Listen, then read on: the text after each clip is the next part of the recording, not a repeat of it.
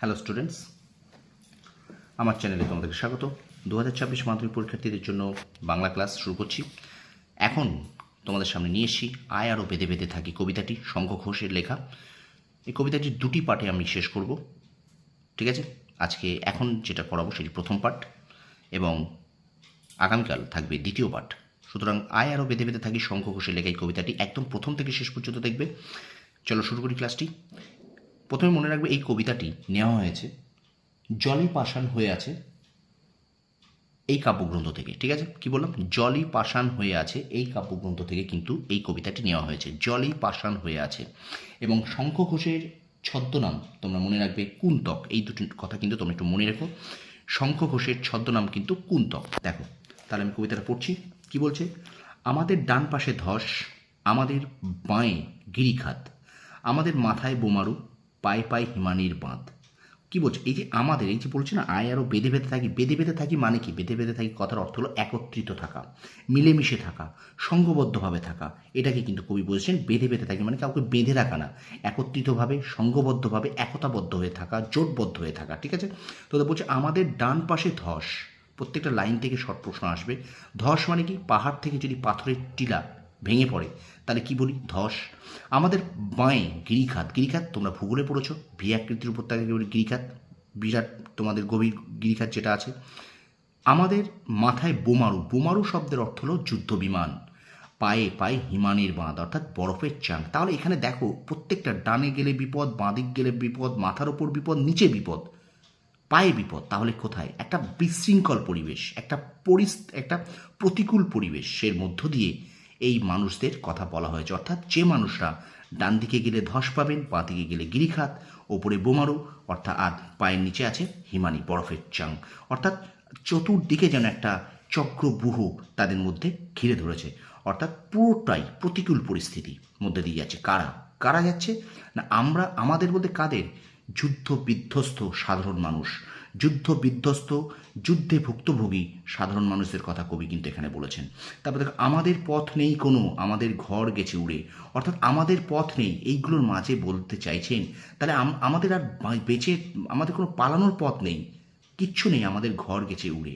অর্থাৎ যুদ্ধের ভয়াবহতা এতটাই যে সেই যুদ্ধ তাদের ঘর বাড়ি পর্যন্ত ছিন্ন ভিন্ন করে দিয়েছে, একদম উড়িয়ে নিয়ে গিয়েছে। অর্থাৎ তাদের বেঁচে থাকার আর কোনো পথ নেই, কোনো রাস্তা নেই, কারণ তারা পুরোটাই প্রতিকূল পরিস্থিতির মধ্য দিয়ে রয়েছেন। ডান দিকে গেলে তারা পাবেন ধস, বাঁ দিকে গেলে পাবেন গিরিখাত, মাথার উপর বোমারু, পায়ের কাছে হিমানি বাঁধ। সুতরাং তাদের টোটালি এখানে প্রতিকূল পরিস্থিতির কথা কবি এখানে বলেছেন। কাদের বলেছেন? আমাদের বলতে যুদ্ধ বিধ্বস্ত সাধারণ মানুষের কথা বলেছেন। তারপরে দেখো আমাদের শিশুদের সব ছড়ানো রয়েছে কাছে দূরে। সব মানে মৃতদেহ। কোথায় ছড়ানো রয়েছে? কাছে দূরে। কবি এখানে একটা আশঙ্কা, একটা ভয় বলছে আমাদের এই শিশুদের সব, আমাদের শিশুদের মৃতদেহ। এই যুদ্ধটা এমনই যে এখানে বাচ্চারাও পর্যন্ত বাদ যায়নি, বাচ্চাদেরকেও মেরে ফেলা হয়েছে, বাচ্চারাও মারা গেছে, সেই সব দেহ পড়ে রয়েছে কাছে দূরে। আমরাও তবে এইভাবে এই মুহূর্তে মরে যাব নাকি? কবি এখানে একটা সন্দেহ প্রকাশ করছেন, একটা তার মনে ভয় বাসা বেঁধেছে যে এই যে আমাদের আগামী প্রজন্মদেরও নষ্ট করে দেওয়া হচ্ছে, আমাদের আগামী ভবিষ্যৎগুলো তারাও এই মৃতদেহ হয়ে পড়ে আছে, সুতরাং আমরাও কি তাহলে মারা যাব এই মুহূর্তে, এক্ষুনি? অর্থাৎ যুদ্ধের ভয়াবহতা এতটাই, অর্থাৎ প্রত্যেকটা পদে পদে তাদের কিন্তু একটা আতঙ্ক, একটা ভয়, একটা প্রতিকূল পরিস্থিতির মধ্যে দিয়ে এই যুদ্ধ বিধ্বস্ত সাধারণ মানুষরা যাইছে। তারপর দেখো আমাদের পথ নেই আর আয় আরও বেঁধে বেঁধে থাকি। এখানে কবি তাহলে কী বলছেন? এখানে কবি বলছে তাহলে আমাদের কি পথ আছে? আমাদের আর কোনো পথ নেই। তাহলে আমাদের কিভাবে থাকতে হবে? আমাদের এই যুদ্ধ বিধ্বস্ত প্রতিকূল পরিস্থিতির মধ্যে আমাদের একত্রিত, সংঘবদ্ধ, হাতে হাত বেঁধে জোটবদ্ধ অবস্থায় থাকতে হবে। তাহলে স্টুডেন্টস, এই পর্যন্ত আমি এখন পড়ালাম প্রথম পার্ট। আমি আগামীকাল আবার দ্বিতীয় পার্ট নিয়ে আসবো তোমাদের সামনে। ভিডিওগুলোকে আমি সত্যি করে বেশি বড় করতে চাই না, তোমরা একটুখানি দেখে নাও যাতে তোমাদের বুঝতে অসুবিধা না হয়, ঠিক আছে? তাহলে কবিতাটা কিন্তু তোমাদের কেমন লাগলো এই পার্ট ওয়ানটা, বাকি পার্টটা আমি নেক্সট দিন কালকে পড়িয়ে দেবো, ঠিক আছে? তাহলে এইখান থেকে কিন্তু প্রত্যেকটা লাইন থেকে কিন্তু তোমরা শর্ট প্রশ্ন করবে। আমাদের ডান পাশে কী, বাঁ পাশে কী, মাথার ওপরে কী, বোমারু শব্দের অর্থ কী, হিমানি শব্দের অর্থ কী, আমাদের ঘর গেছে উড়ে, কাদের ঘর, আমাদের বলতে কাদের বোঝানো হয়েছে, কাদের কাছে দূরে কী ছড়িয়ে রয়েছে, শিশুদের সব ছড়িয়ে রয়েছে, ঠিক আছে? এইগুলো কিন্তু তোমরা খুঁটিয়ে পড়ো, অবশ্যই শর্ট প্রশ্ন এখান থেকে তোমরা কিন্তু পাবে। টেক্সট কবিতাও যদি খুঁটিয়ে পড়ো বা শূন্যস্থান দিলেও তোমরা কিন্তু অবশ্যই লিখতে পারবে, কারণ শূন্যস্থানও কিন্তু এখন দিচ্ছে পরীক্ষায়, ঠিক আছে?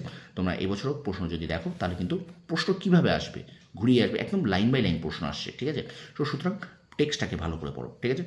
ভিডিওটা যদি ভালো লেগে থাকে অবশ্যই আমার চ্যানেলটা শেয়ার করো, সাবস্ক্রাইব করো, পাশে থেকে বেল আইকনটি প্রেস করে রেখো, আর অবশ্যই একটু শেয়ার করে দাও, একটু বন্ধুদের মাঝে শেয়ার করে দাও, ঠিক আছে? যাতে আমার ভিডিও তোমাদের সবার কাছে পৌঁছে যায়। তোমাদের সাফল্য কামনা করি। ধন্যবাদ।